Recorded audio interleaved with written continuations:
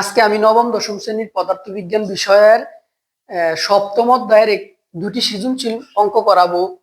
একটা সৃজনশীল অঙ্কে আমার উদ্দীপকের শব্দ উচ্চ দেওয়া আছে, আর তরঙ্গ দৈর্ঘ্যের মান দেওয়া আছে, আর প্রতিফলক পৃষ্ঠ দেওয়া আছে।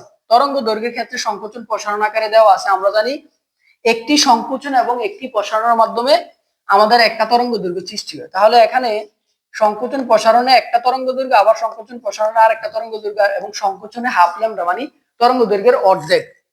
এখন আমি চিত্র হতে পাই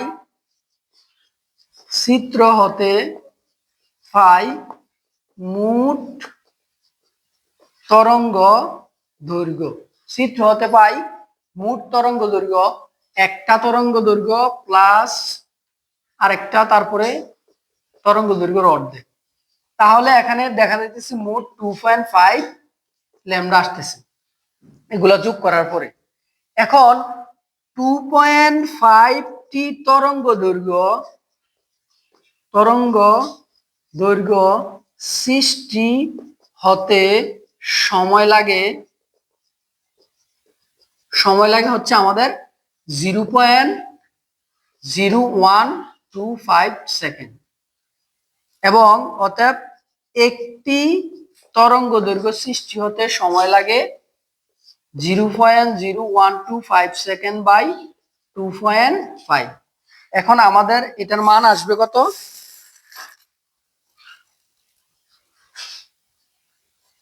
0.005 সেকেন্ড। 0.005 সেকেন্ড। দড়ি কম্পাঙ্ক f। তাহলে আমাদের এখানে মূলত একটি তরঙ্গ দৈর্ঘ্য সৃষ্টি হতে যে সময় লাগে সেটা হচ্ছে আমাদের পর্যায়কাল। তাহলে আমরা t সমান সমান কি লিখতে পারি?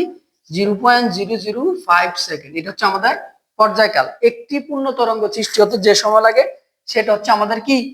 পর্যায়কাল। তাহলে আমরা কম্পাঙ্ক রিলেটেড একটা সূত্র জানি, f = 1/t।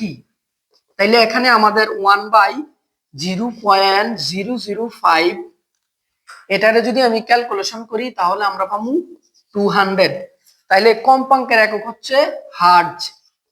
তাইলে আমাদের প্রশ্ন করছে শব্দ তরঙ্গটির কম্পাঙ্ক নির্ণয় করো। তাইলে আমরা নির্ণয় অ্যান্সার পাইলাম যে শব্দ তরঙ্গের কম্পাঙ্ক হচ্ছে 200 হার্জ। তাইলে আমি এই অঙ্কটা করার জন্য আমার বেসিক জিনিস লাগছে কি?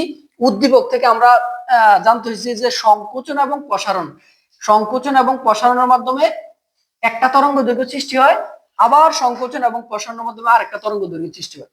যেহেতু শুধু সংকোচন, তার মানে তরঙ্গ দৈর্ঘ্যের অর্ধেক λ/2। আমরা প্রথমেই হিসাব করে নিছি যে মোট তরঙ্গ দৈর্ঘ্য হচ্ছে একটা মানে 2.5।